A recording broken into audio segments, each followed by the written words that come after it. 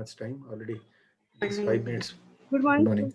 Good morning. Good morning. Good morning, sir. Already 5 minutes past 10. So, Good morning, sir. good morning.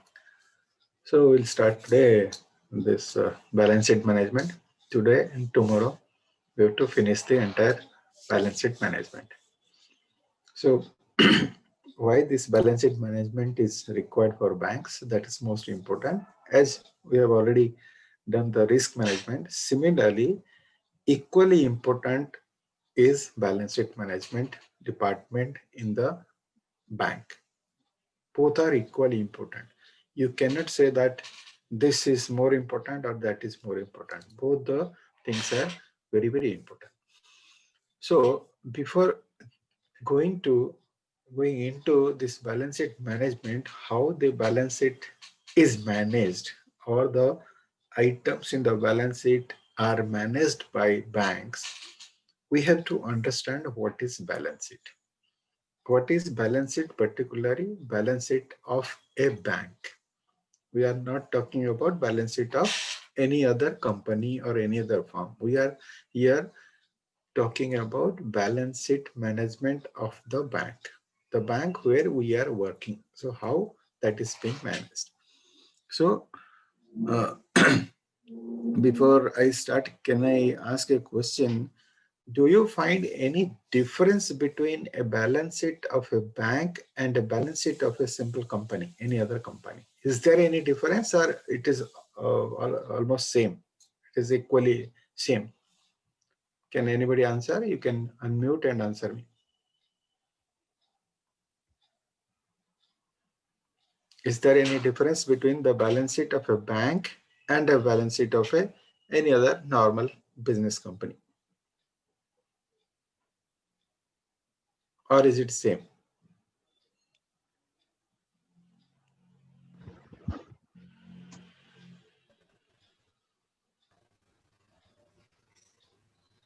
Anybody? There may be difference, but no exact idea. Instead of you said turnover. Yes, somebody is told, Movin, you told that might be some difference. What is that difference? Can you just... That is not sure, sir. That is not here. Okay, fine. Why you think there should be a difference? Do you find any 2-3 companies they are publishing their balance sheet, whether there is same or it is different, other than banks?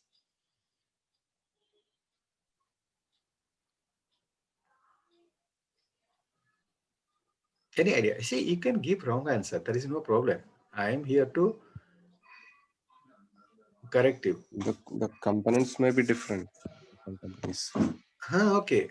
Bank balance start with Yeah. current assets, cash, sir, starts with Starts with cash. Why it starts with cash and other balance sheet starts with other balance sheet, other company balance sheet starts with?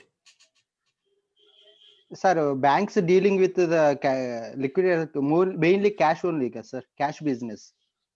This is the cash is the assets for bank. No, cash is asset for everyone. You are here for cash only.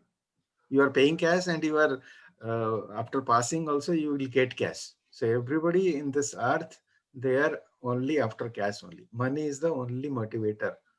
Everybody is leading a life to earn money. So cash is equally important for the bank as well as for the any company. That is fine. But why cash? You told that bank balance sheet cash. It starts with cash, and other balance sheet starts with what? Net worth. Net worth. See, cash is asset. Net worth is a liability side. Which side you are telling? Balance sheet has got asset and liability both. Asset is on the right side and liability on the left side. So if you're talking about cash, it is asset. Okay. So liability side, net worth. So bank also starts with a net worth only. Somebody has told, Muthu Lasmi has told, is that turnover. What is turnover? Turnover, where you find the turnover in the balance sheet? Okay, fine. Just a simple, it's a brain exercise. I had given a Statutory reserve. question. Huh?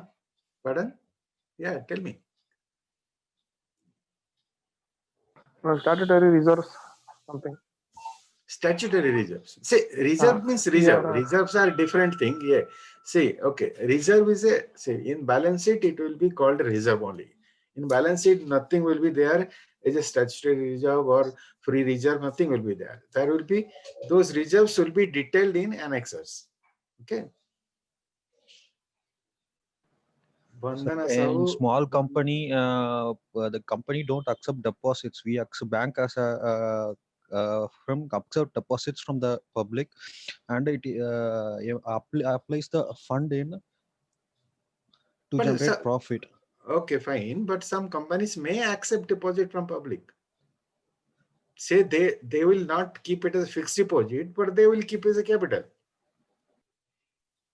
But some companies are allowed to accept as deposit from public also. Bandhana Okay, Sahu sir. has, okay, I'll tell you. Okay, fine. You give me wrong answer because when you try to give answer, then it means that you are trying something. Vandana Sahu has told that bank balance sheet liability in the left side, where other companies liability in the right side. Where in India it is always liability for all companies. It is left side only. If you go to UK and USA, then it is reverse. They put liability on the right side and asset on the left side. But for India, always that format is uniform. Liability on the left side and asset on the right side. So for banks, loans comes under assets, but for the companies, loans comes under liabilities. No. Same thing. See, if you are again confusing. Company gives loan, bank gives loan, it becomes an asset. If a company will give loan, it is an asset only. If bank takes loan, it is a borrowing, liability side. If company takes a loan, it is liability only. Okay, fine. No problem. I'll tell you. Very little difference. I'll tell you. Sales revenue, they are not part of balance sheet. Okay, sales revenue, etc. in the P&L. So either profit and loss or trading account, P&L revenue and everything comes.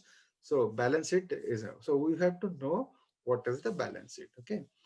Then I will explain what is the difference between a company balance sheet and what is the little bit difference between bank's balance sheet. Why there is a difference, why such things are there. Okay. So we'll start with that. So now tell me, what is a balance sheet? Can anybody tell me what is balance sheet? Just in your language. It should not be equally the definition. Sir, financial position of a company or Statement bank. of asset and liability, sir. It's a statement of asset and liability. Statement of asset and Asset and liability. liability. Okay, somebody is told it is a financial statement. So only if you say financial statement, that is not complete. It is a financial statement. It is a financial statement On a particular date.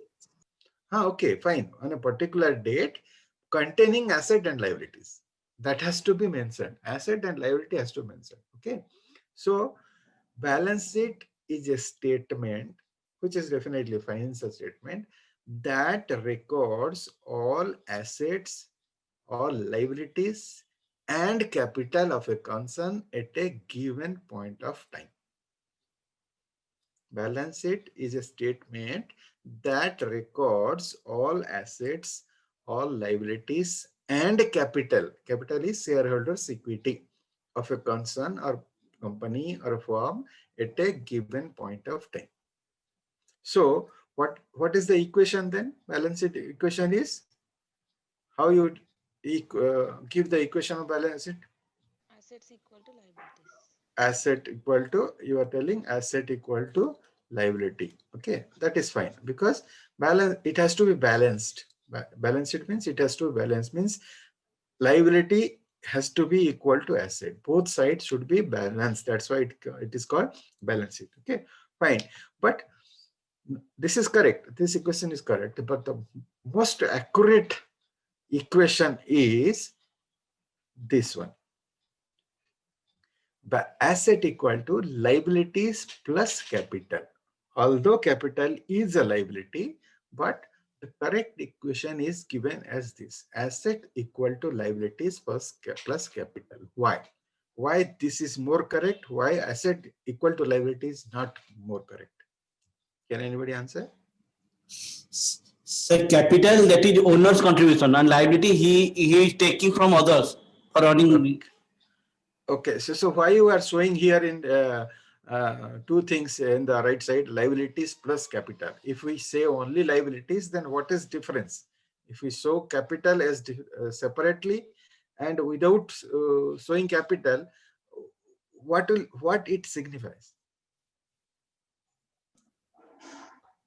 So this is long term. Yes. So Long term, short term. See, asset, liability all contain long term, short term, everything. My question is why this? Why this side is only liability not written? Why capital is written? What is the difference? For regulatory compliance. No. There is no regulatory compliance. This is not for this is equation is equal for all, whether it is a bank or any company, everything. This is the correct representation of the equation of balance sheet. There is no compliance for that. Okay. Only thing is that, see, why it is represented, because somebody has just partly, Mr. Kalidas Senapati has partly answered this one, because see, here it means the capital is, he told it is owner's contribution, means this belongs to the owners. Okay. And asset and liability, normally asset also are companies. Okay, this is capital belongs to owners. This is owner. From asset and liability, asset are all assets are owned by the company in the company name. But in case of liabilities, these liabilities means they are outside liability. They are not inside liability, means these are to be paid to outsiders. So from this equation, suppose asset is 100 equal to liability is 80 plus capital 20, means you should know that how much the company, easily you can see how much the company owes to the outsider. Suppose equation is say 40 plus 60 and another equation is 90 plus 10. So which balance sheet do you think is better position and which balance sheet is not in better position? So second one. This is better position. This is you are telling better position because capital is much stronger here. So we do not have to pay to outsider more. Liability is not that. This company is not depending on outside liability. So from this equation, we don't have to look into the details of balance sheet, but from this equation, we can easily judge that how strong the company is, how much is the capital. That gives us the strength of the company. That is the basic idea, nothing else. There is no question, nothing like that. Basic thing is that this is the most perfect equation for any balance sheet. So as I told you, balance sheet is a statement or financial statement that records all assets, liabilities, as well as capital. So that this is asset, liability, and capital. Capital is shareholders' equity at a given point of time, means it should be on a particular day. This is always on a particular day. This is not for a period. This is not for a period at all. This is the statement of asset, statements of liability, and statements of capital as on that day.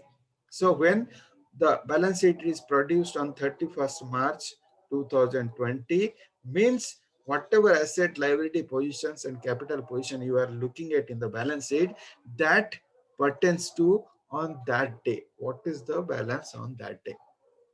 So it is always at a given point of time, whereas your profit and loss and other financial statements are for a period. They are not for a day. Profit and loss may be for a week, fortnight, monthly, quarterly, half yearly, or yearly, whatever it be, but they are for a period. But balance sheet is as on that. That is the most unique part or a unique difference between a balance sheet and other financial statement. So we can say that balance sheet is a quantitative summary. It is called a quantitative summary of the financial condition of a business concern or a person at a specific point of time, which includes asset, liability, and capital. Why it is quantitative? Because something that is everything which appears in the balance sheet, those are expressed in a definite quantity. Quantity we are talking about here in India, we always represent balance sheet or profit loss with a figure of rupees. Every item is represented with a monetary value. So that's why it is called a quantitative summary. And assets of balance sheets are the possessions or the thing which are owned by that company or that individual. These are assets are owned, and liabilities are owed. Means they are taken as a loan. Amount that is owed by the company or individual that represents the claim by the outsider. So here outsiders have the claim. Liabilities means there is a claim from outsider. And capital, as we know, it is the funds which have been contributed by the owners of the company. They are called shareholders of the business. This is also called, capital is also called owner's equity or total shareholder funds or equity capital, whatever it may. So many way we can call it. So this is basic thing about balance sheet. Now, I'm going back to that question. First question I asked, was there any difference between a company balance sheet or bank balance sheet? Who frames the rule of this balance sheet? Who has designed the balance sheet format? Can you tell me? The format of balance sheet and all financial statement, who has designed this and who actually takes care of this? As per Company Act, sir. As per Company Act. So balance sheet of every balance sheet of any company or anywhere. So bank is also a company. So it is governed by Indian Companies Act. So the format is also designed by Indian Companies Act. And they say that for all concerns, the balance sheet, P&L and other things, whatever things are, they should be uniform in nature. You cannot say that I will have my balance sheet as per my own desire. No, there is a uniform format for balance sheet. Okay, so balance sheet are prepared as per Form A of third. I come to that first. Indian Company Act say that all balance sheets should be uniform in nature. But there is a little bit difference in the structure of balance sheet of a bank from other companies. Why there is a difference? How it has been allowed when Indian Companies Act has defined that all balance sheets should be uniform, then why it has been allowed to the banks that they should have a different type of structure in the balance sheet?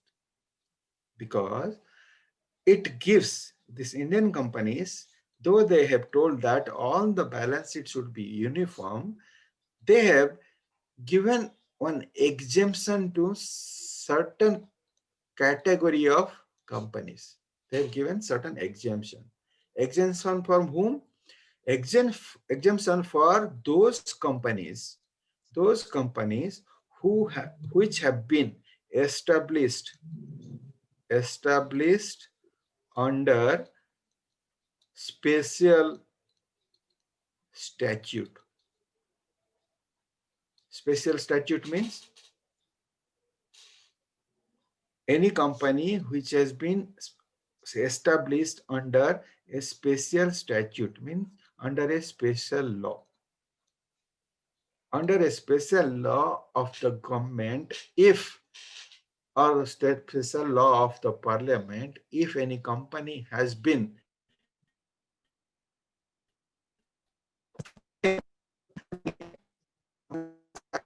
exemption, they told that items of the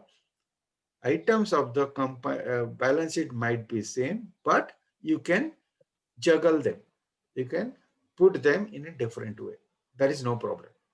Okay. Do you get me? Is everything clear for you? Why there is Yes, a sir, it's difference clear. and what is that? Clear now? So sometimes question might come, what is the difference? Who has allowed this difference? Because banks are established under a special law. Banks are established under which act? Law is act. Banking Which act? Banking Regulation Act. So Banking Regulation Act, under Banking Regulation Act, bank have been under Banking Regulation Act, actually banks are regulated. But under which act your bank has been established? Suppose you are from any nationalized bank. RBI Act. Any RBI. RBI Act. RBI Act. RBI Act, under RBI Act, RBI has been established. Suppose you are from SBI, which act? Suppose you are from PNB, which act? Banking Regulation Act 1949. No, Banking Regulation is for Banking Regulation Act. Act 1934. RBI Act 1934 is Companies Act. Companies Act, sir. You have passed JIB, Baba. You are in JIB. What? You have forgotten all JIB things. A nationalized bank is formed under which act? Nationalization Act, sir. Nationalization Act. That is a act called Nationalization Act. Where it is? Banking Regulation Act. Bank Nationalization Act, sir. So the Acquisition of Banking, Acquisition and Transfer of Banking Companies Act 1969 and 1980. 1980. So in two acts, nationalized banks were formed. SBI. SBI is Separate formed. act in Constitution, SBI Act. 1954. SBI. No, SBI was formed under SBI Act 1955. Okay, 1955 and other nationalized banks. Okay, so Banking Companies Act. so because of this act, because they are formed under this act is given by government through parliament, it is enacted. So that is called a special statute. So any company which is a government company, say a government of an undertaking, say ONGC. ONGC is also a company which is formed under a separate act again. RBI is formed under separate act. So such companies, when they are formed under separate act, for them Indian Companies Act has given exemption that if they want to follow the uniform format, then no problem at all. But they can alter the items in their balance sheet. They are allowed. Okay, so this is the basis of the different one. Now, as somebody has told that liability is the left side, asset is the right side, always. Okay, somebody has told that bank's balance sheet always in the asset side, it starts with cash. That is right. That is right. But I had asked him, in other balance sheet, asset side starts with what item? He could not reply that. Huh? Pardon? Yes, other balance sheet, it starts with fixed asset. Whereas in bank, it is starting with cash.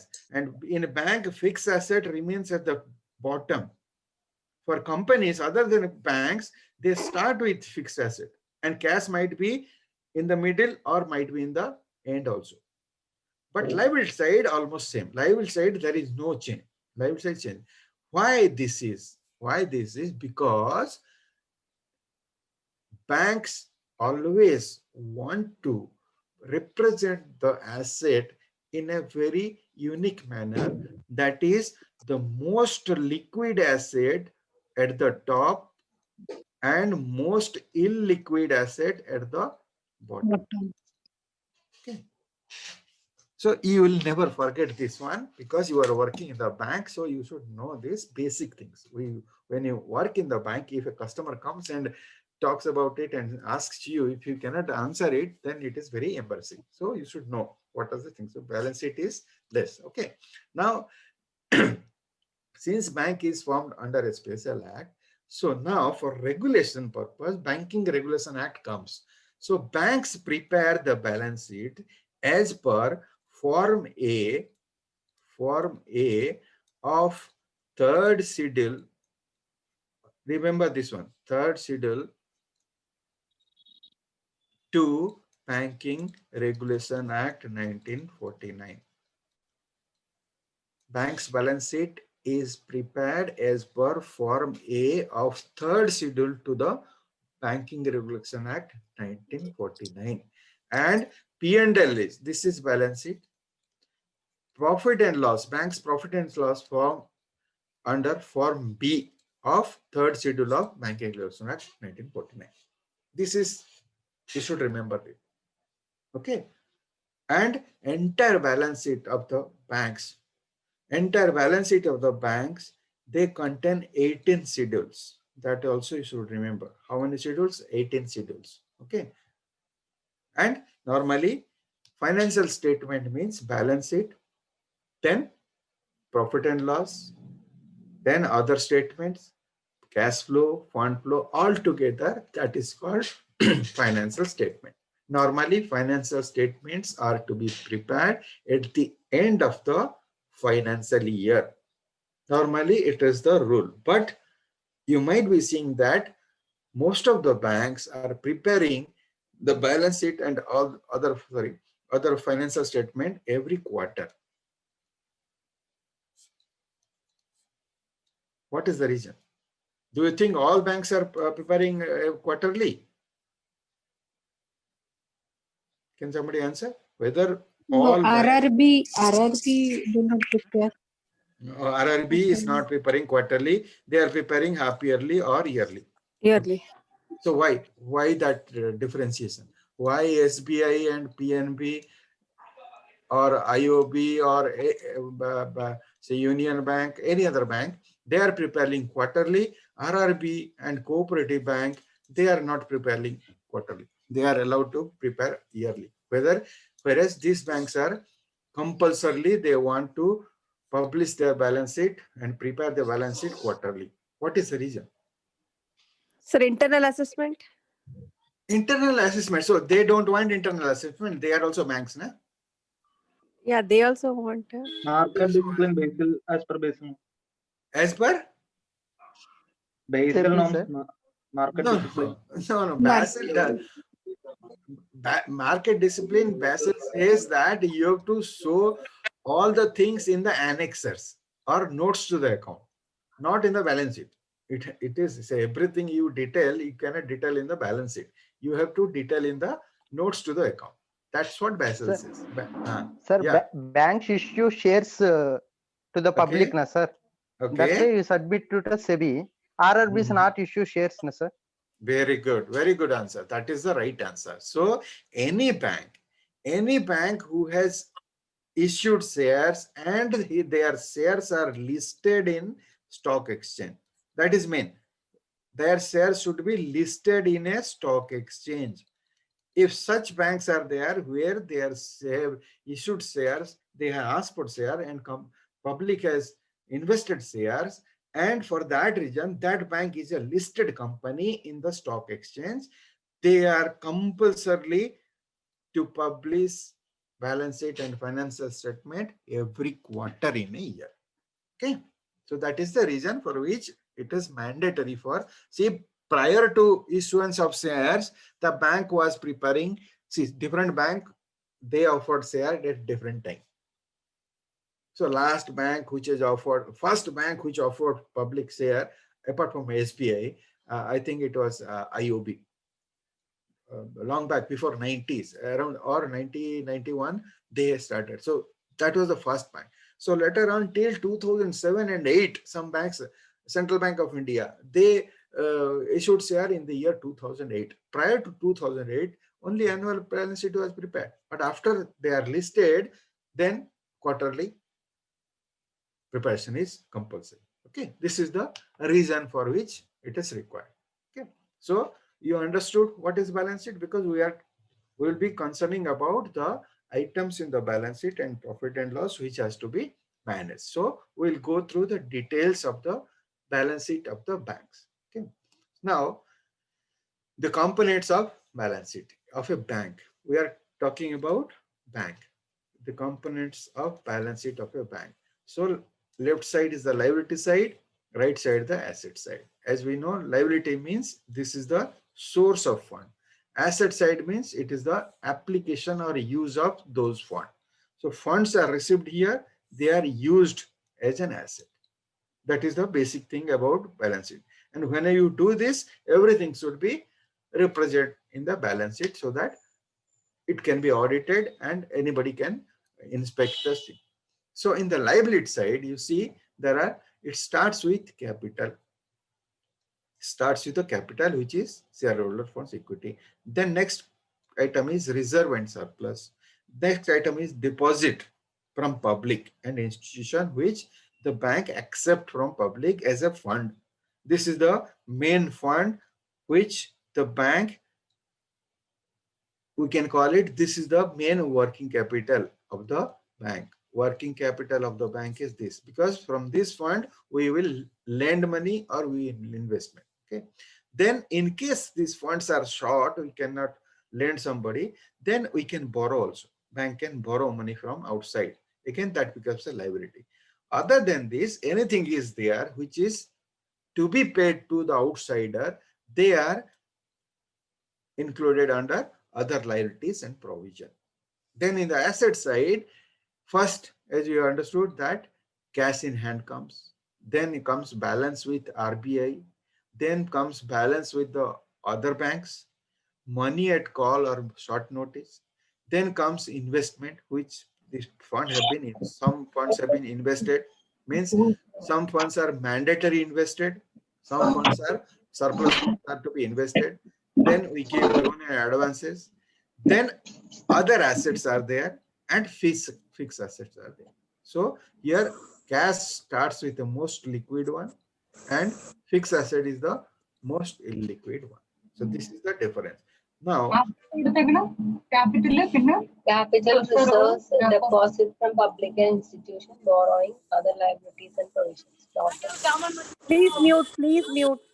6. In hands and balance with RBI, balance with banks, money at call or short notice, investment, loans and advances, other assets.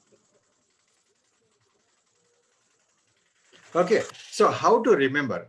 How to remember? What is the shortcut to remember the liability side heading and asset side items? Simply, I have given here CR means credit.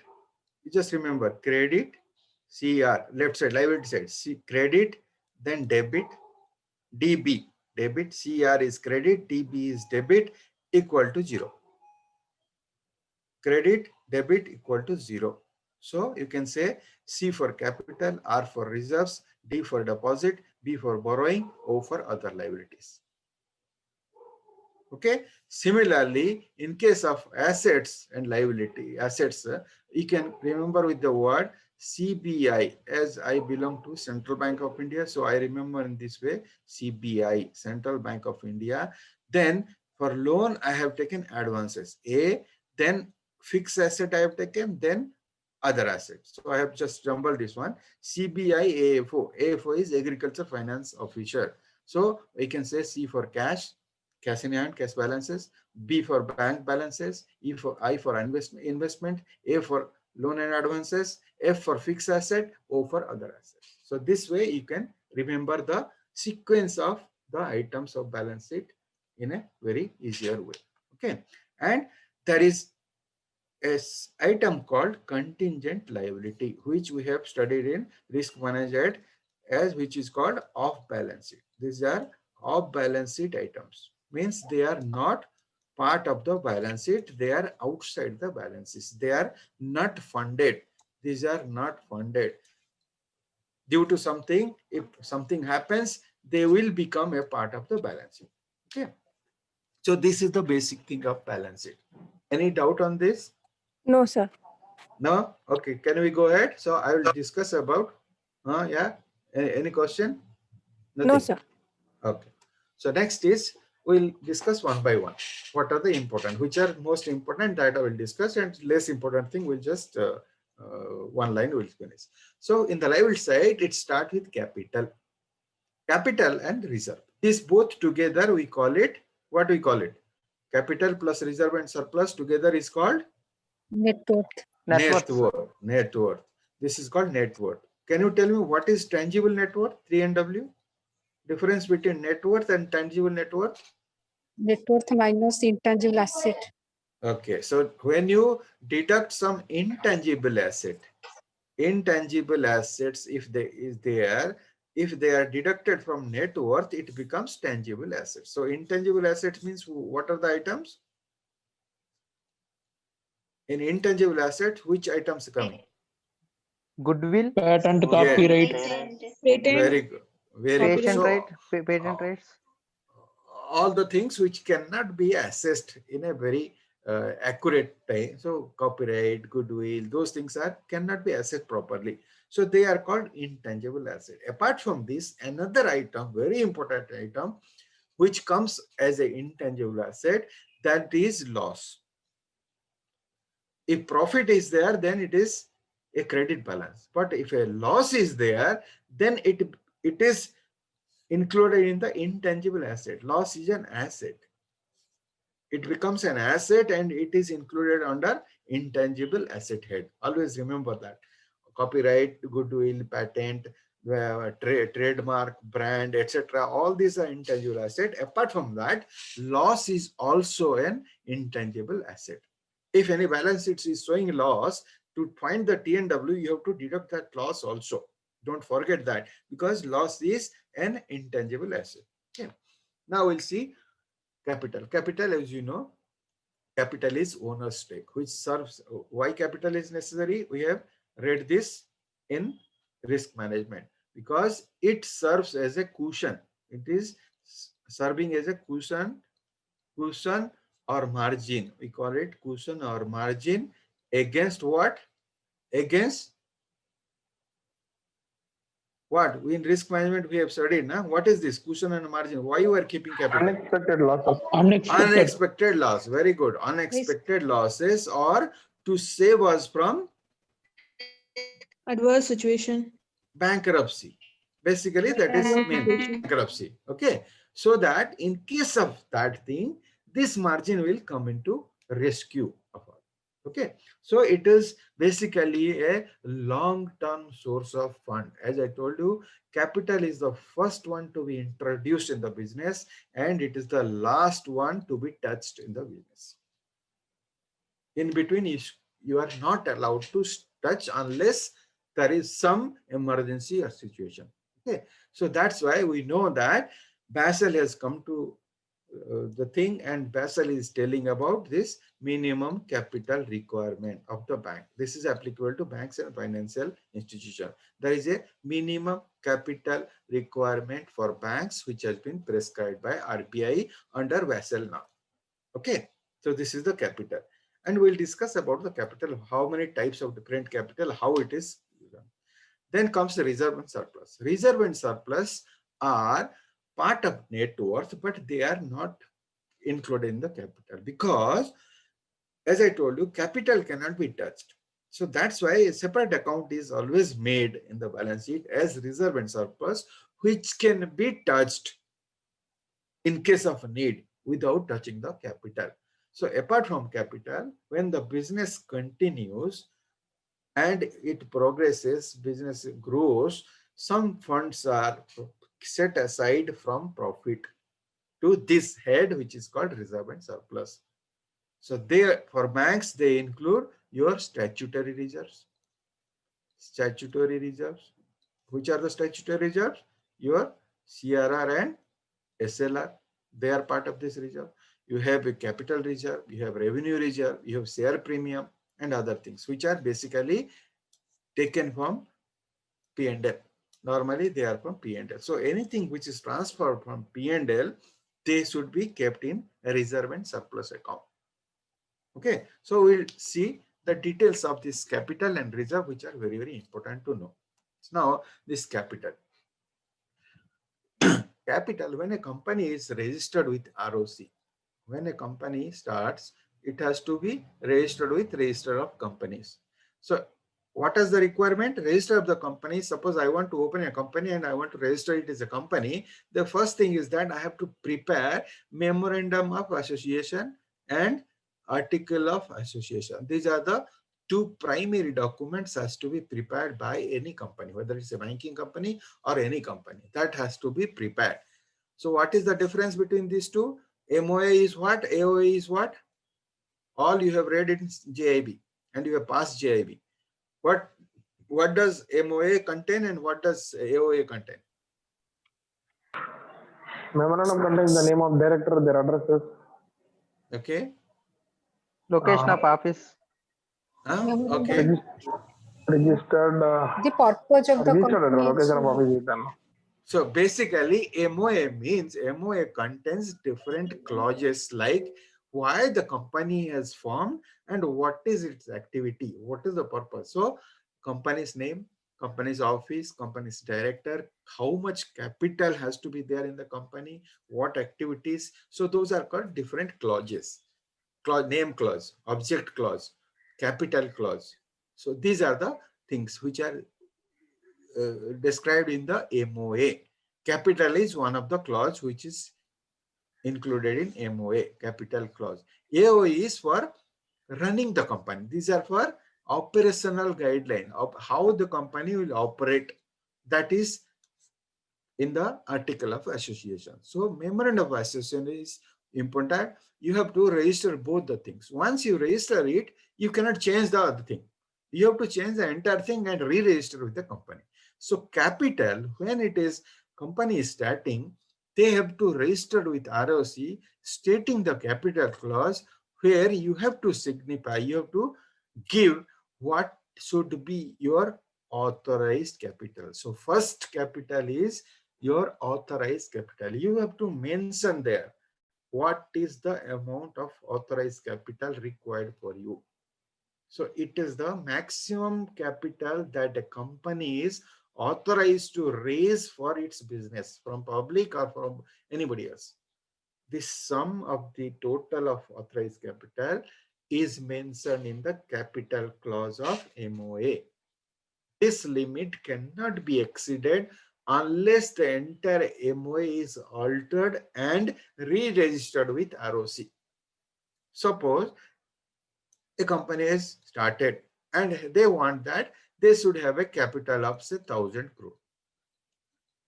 They want to have a business hub where they want to have 1,000 crore capital.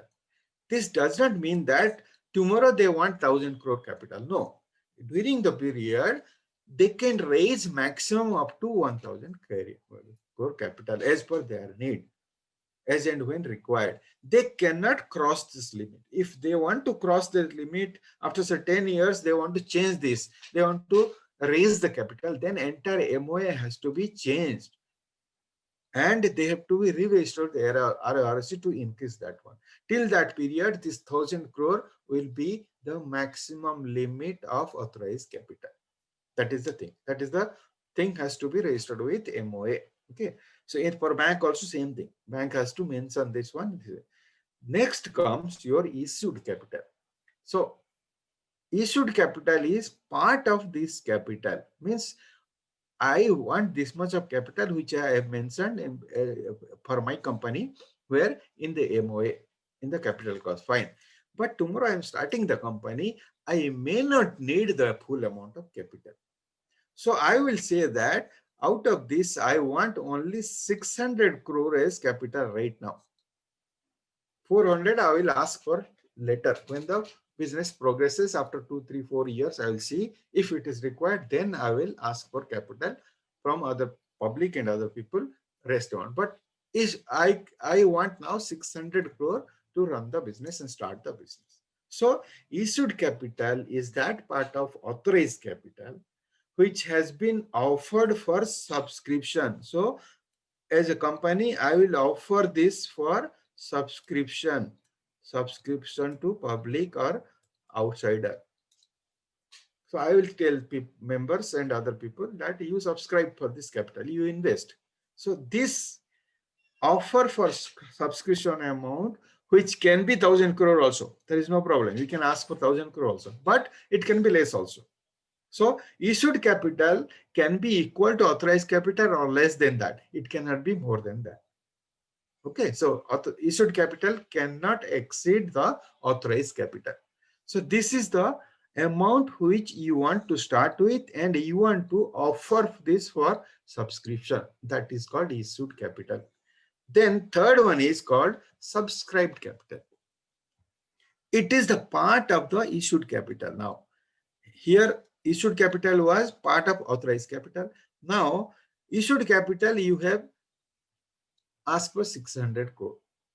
Now subscribed capital is that it is that part of the issued capital at nominal or face value, we call face value, which has been subscribed or taken up by purchases of shares in a company and which has been allotted. Means if you have offer for subscription, if it is fully subscribed, then 600 crore might be the subscribed capital. But sometimes what happens, people do not subscribe fully. So it can be less also. Suppose you got 500 crore. Instead of 600 crore, you got 500 crore only. So people only purchased and invested, subscribed for 500 crore. So they have given their subscription. They have not paid it yet. They are given their consent for subscription. So that part is called subscribed capital. So subscribed capital cannot be more than issued capital at any point in time. Okay. Now again, there is a different thing against subscribed capital, that is called called up capital. Now what happens? Suppose 500 crore I want to raise. So face value, say for my shares face value, I have done this, say 100 rupees per share. 100 rupees per share. So this is the face value. So 100 rupees should be paid by the investor. So 100 rupees if they pay, every shareholder who purchased the share, if they pay 100 rupees, I will get 500 crore as my capital for the company. Okay. So in this case, the company might tell, I may tell as a company owner, I can tell the subscriber that I don't want you to pay 100 rupees right now. Although my share value is 100 rupees, but I don't want you to pay the full amount right now. You can pay right now, say 60 rupees. Rest 40 rupees, I will ask from you some other time. During the course of business, I will ask. So instead of asking them to pay 100 rupees, you told them to pay 60 rupees. So that means what? How much you got? Say 500 crore you wanted. If they pay 100, all things you will be getting 500. But since they are paying 600 means how much you got? 300 crore you got. Instead of 500 crore, you received 300. So that is called 300. That is called called up capital. Okay, so this is the called up capital. So, and the rest amount of this 40 rupees, so that will be how much? 200 crore. Suppose this will be 200 crore. So that means this 200 crore is called uncalled capital. This is called by you and this is uncalled. So uncalled capital is the remainder of the issued capital which has not been allotted by the company or called by the company. The company may call this amount any time during its lifetime. Okay, so these are the different types.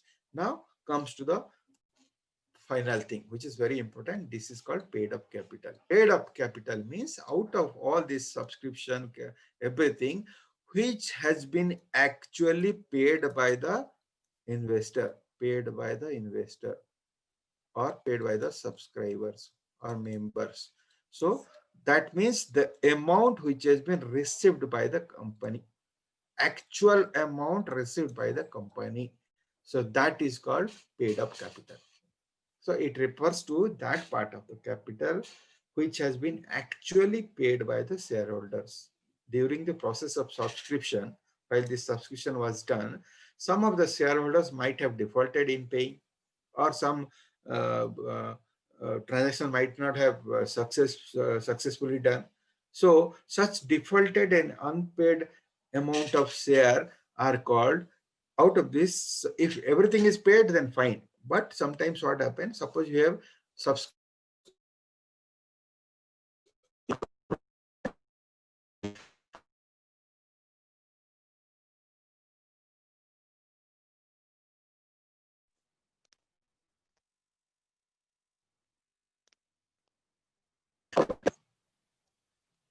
okay.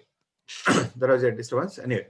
So out of this subscribed capital of 500 crore, suppose you have asked for 100 rupees. There is no called and uncalled one. Okay. So you have asked everything, but everybody has subscribed, but finally what you receive is say 480 crore only, because 20 crore was either some people who are not interested, they backed out, or some default has happened, anything.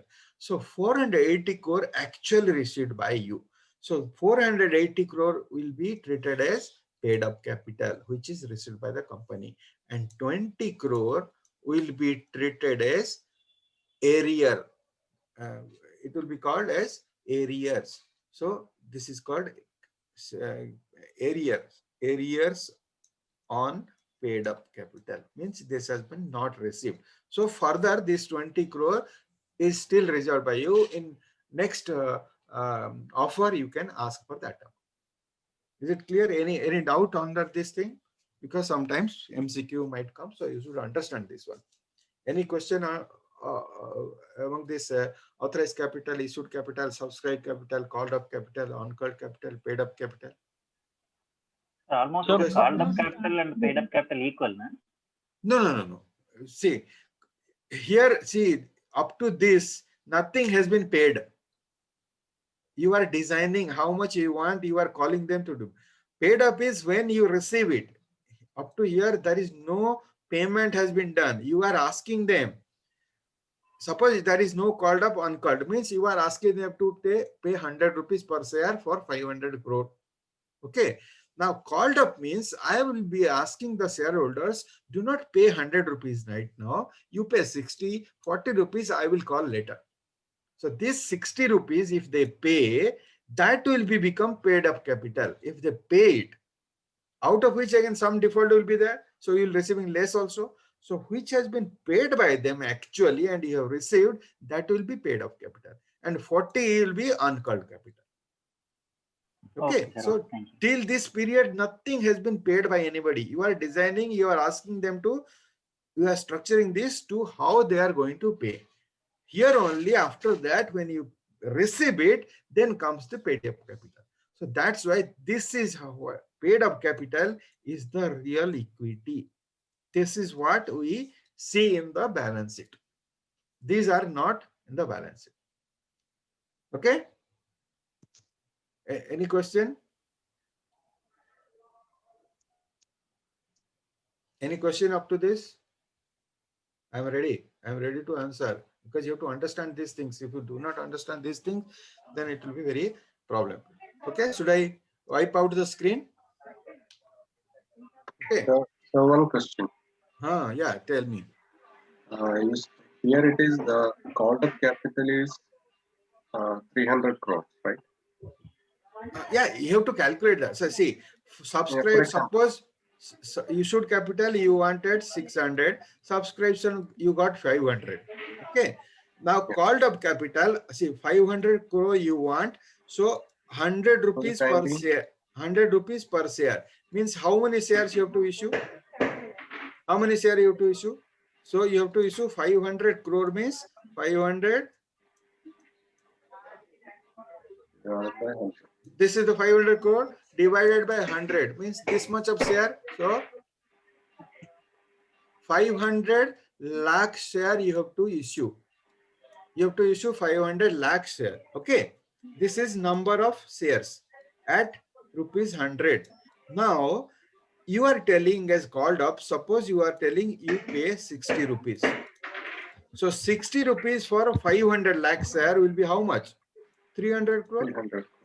Okay. So uncalled will be how much? 440 rupees for 500. So it will be 200 crore. So together it becomes 500 crore. Okay.